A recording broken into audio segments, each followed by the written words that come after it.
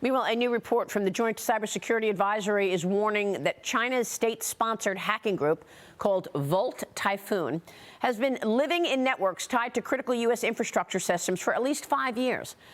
Before the discovery, the hackers infiltrated communications, energy and transportation systems, as well as waste and wastewater system sectors in the continental United States and in U.S. territories like Guam.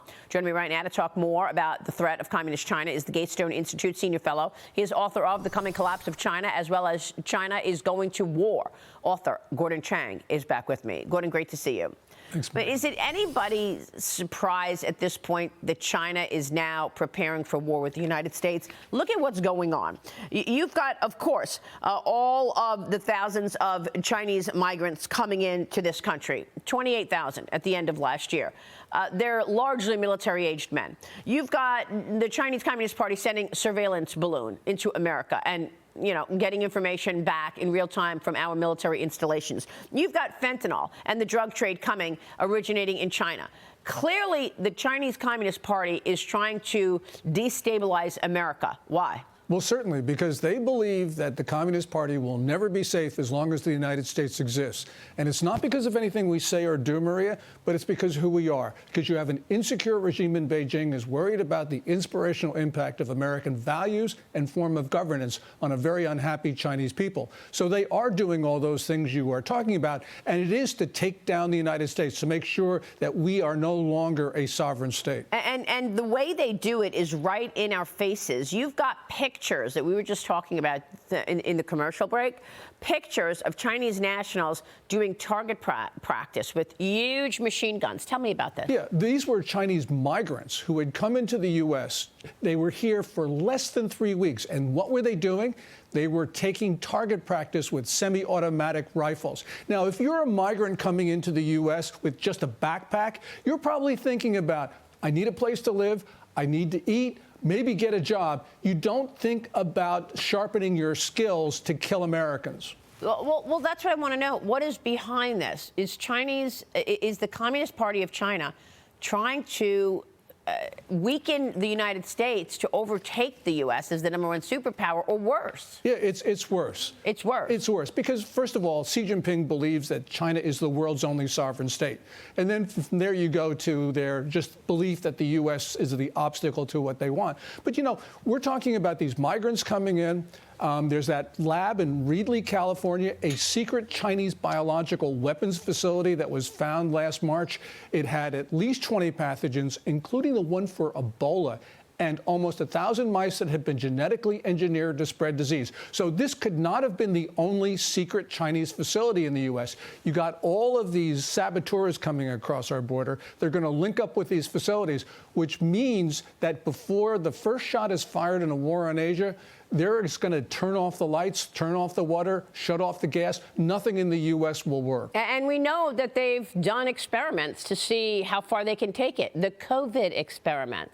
OK, we're not stupid. We know that it, leaked from the Wuhan lab. But what we don't know is whether or not it was intentional. And then we know that the CCP followed up after leaking COVID in this experiment to kill everybody and get everybody sick. But then they covered it up.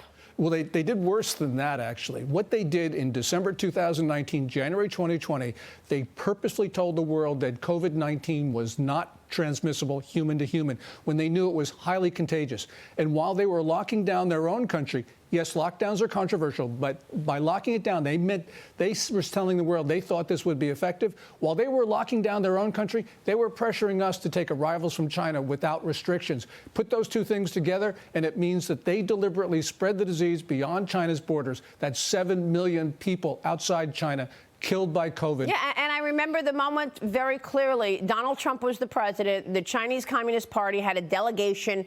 They went to Washington. They were celebrating their trade deal that they never kept their promise on, by the way.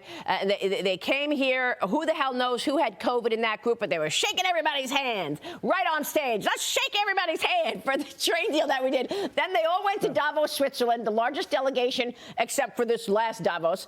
They went to Davos and they just went and did their business. I don't know how many people in there had COVID. And then what they did, they had a partnership with Italy, with the Belt and Road in Italy. So they had the flights go directly from Wuhan to northern Italy, where all the Chinese were working in the factories.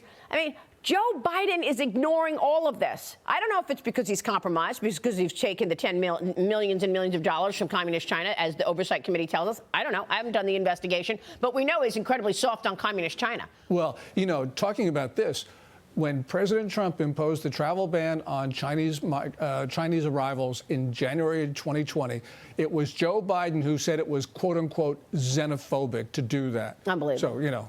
And let's not forget, back in 2013, 2014, under Joe Biden's leadership, when he was the vice president, he allowed thousands of Chinese companies to trade on U.S. exchanges and not follow SEC auditing rules. Those companies are still in our indexes. Those companies are still in the stock market here, and American investors are buying those stocks. And not only are they losing money on it because China is facing a massive stock market rout, but they're also funding the expansion of our number one adversary. Why isn't Joe Biden doing anything? Why can't they have the courage to use the capital markets lever and get these companies off of our exchanges? Some of them are sanctioned, by the way. Yeah, well, Biden has the authority. This is the International Emergency Economic Powers Act of 1977. He could cut off the flow to those Chinese companies. And by the way, you know, China doesn't have a distinction between civil and military.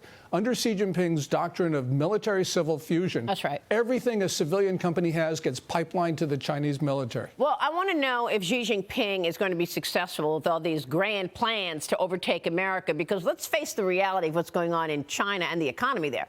The consumer price index in China overnight fell deeply into deflationary territory last month. China's CPI declining overnight by the sharpest fall in more than 14 years. The producer price index also declining for the 16th straight month in January. You would think this is good news, but not when it's deflationary. The data coming one day after China replaced its top securities regulator, Gordon. And don't forget, the stock market there has lost trillions and trillions of dollars in market value. So for those globalists who think, oh, I want to buy China, you're losing money. It's not even a money-making opportunity. $6 trillion, 3 years. Yeah. And basically, Xi Jinping's his solution to this is not structural reform of China, which is the only thing that will save equity values in the long run. What he's trying to do is he's got massive government buying, the so-called national team, you know, the state banks, state enterprises, but also he's starting to stop short selling. He's saying, oh, you can't short sell anymore. And the point is, really what you've got is in China is a top-down system that doesn't understand it. And when people buy Chinese stocks, they're not buying the stock of a company. They're basically buying government policy, because that's what right, drives the markets up and down. You're absolutely right. Real quick, Gordon, what are we going to do about this? Well, I think, first of all, we've got to cut off the flow of investment, and we've got to... About all of it. About all of it. It's all of it. And technical cooperation. I mean, we're giving them the world's best technology for free, including, by the way, gain-of-function technology, which Wuhan Institute of Virology used to create COVID-19. It's unbelievable. Gordon, if we're not giving it to them, they're stealing it anyway. They're stealing it anyway, and we're allowing them to do it because we're not defending our networks, and we're doing all this. And besides, Biden's foreign policies are just opening the door. His LNG discussion, his LNG move, you know, really, really bad, because what it does is it allows China to say to the world, the U.S. is not a reliable supplier of energy. You need to buy dirty Chinese coal instead of clean U.S. LNG. Yeah, I hate to ask the question again, but I have to. What does Beijing have on Joe Biden? Yeah, well, it has something. Either that or... What does Beijing have on Joe Biden? Well, the Chinese think they do, because just after he was elected, but before he took office, they had that famous lecture by a guy named Di Dongsheng, yep, a famous academic. He said, we own the White House. When Biden gets back into the Oval Office, we're going to determine American policy at the highest level. Meanwhile, he's still taking walks with him in the park in that last meeting, November last year, and not bringing any of these issues up. Gordon, thank you. Thanks very much for your knowledge and experience on the subject. We so appreciate it. Gordon Chang joining us.